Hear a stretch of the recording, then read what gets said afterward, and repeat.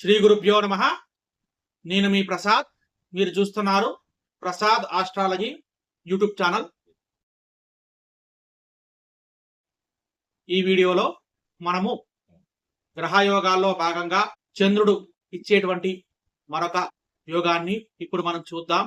అయితే నేను గతంలోనే గ్రహయోగాలకు సంబంధించినటువంటి అంటే రవిగ్రహము ప్రసాదించే కొన్ని యోగాలు ఆల్రెడీ వీడియో అప్లోడ్ చేశాను. ఆ వీడియో కనుక మీరు చూడకపోతే పైన ప్లేలిస్ట్లో ఉంటుంది, చూడగలరు. అలాగే చంద్రుడికి సంబంధించినటువంటి సునపాయోగము అలాగే అనపాయోగము ఈ రెండు యోగాలు కూడా వివరించాను. వాటికి సంబంధించిన వీడియోలు కూడా ఉంటుంది, చూడగలరు. ఇక ఇప్పుడు మనం చూసే యోగము దురాదుర యోగము. ఈ యోగం కూడా చంద్రుడి నుండి అటు 2వ స్థానంలో అలాగే 12వ స్థానంలో రవి కాకుండా మిగిలిన గ్రహాలైన కుజుడు, బుధుడు, గురువు, శుక్రుడు మరియు శని ఉంటే దాన్ని దురాదుర యోగము అని పిలుస్తారన్నమాట. ఈ యోగంలో గనక ఎవరైతే పుడతారో వాళ్లకు మంచి ఔదార్యం ఉంటుందన్నమాట.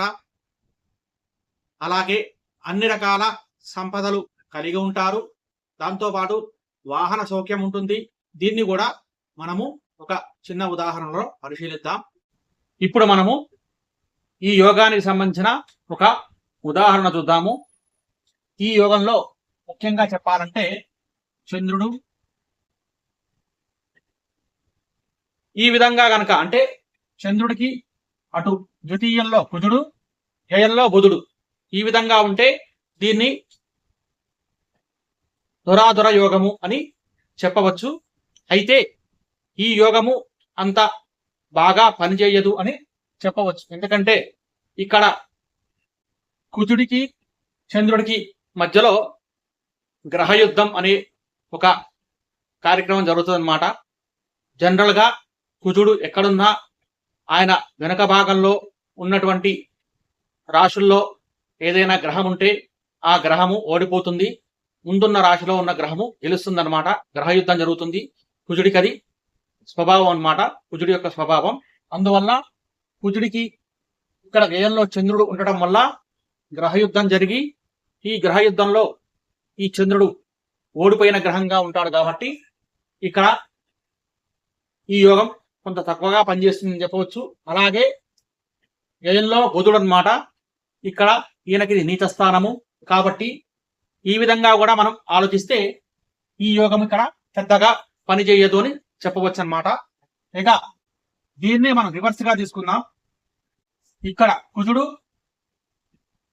ఇక్కడ బుధుడు ఉన్నాడు అనుకుందాం మనం కాసేపు.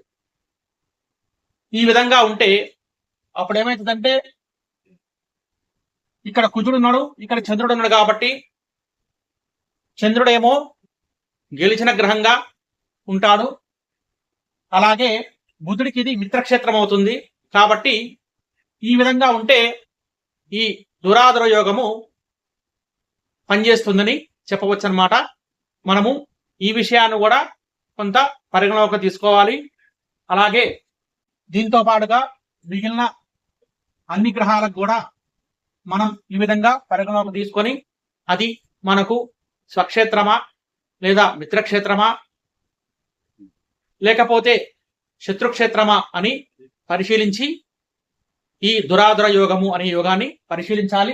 దాంతో పాటుగా గతంలో చెప్పినట్టుగా అది భావంలో దీంట్లో కాకుండా ఇందులోకి కనుక బుధుడు వెళ్ళినా లేకపోతే ఇక్కడి నుంచి కుజుడు ఇటు వెళ్ళినా కూడా అప్పుడు అది ఆ యోగానికి కొంత తగ్గింపు ఉండే అవకాశం ఉంటుంది, యోగభంగం అయ్యే అవకాశం ఉంటుందన్నమాట.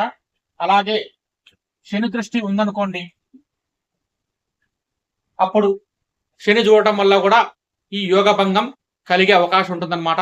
ఇది ఈ దురాదుర యోగము అనే యోగ ఫలితంలో ముఖ్యమైనది.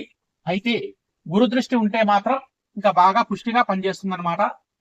ఈ విధంగా గనక ఉండి ఇక్కడ గురు దృష్టి ఉంటే బాగా పనిచేస్తుంది. అదే శని దృష్టి ఉంటే కొంత తక్కువ పనిచేసే అవకాశం ఉంటుందన్నమాట. ఇది ఈ దురాదుర యోగము అనే యోగము యొక్క ఉదాహరణ, దాని ఫలితము. ఈ వీడియో కనుక మీకు నచ్చితే లైక్ చేయండి, షేర్ చేయండి. అలాగే మన ఛానల్ని గనక సబ్స్క్రైబ్ చేసుకోకపోతే దయచేసి సబ్స్క్రైబ్ చేసుకోండి. గోబ్రాహ్మణేభ్యః శుభమస్తు నిత్యం. లోకా సమస్తా సుఖినో భవంతు. స్వస్తి.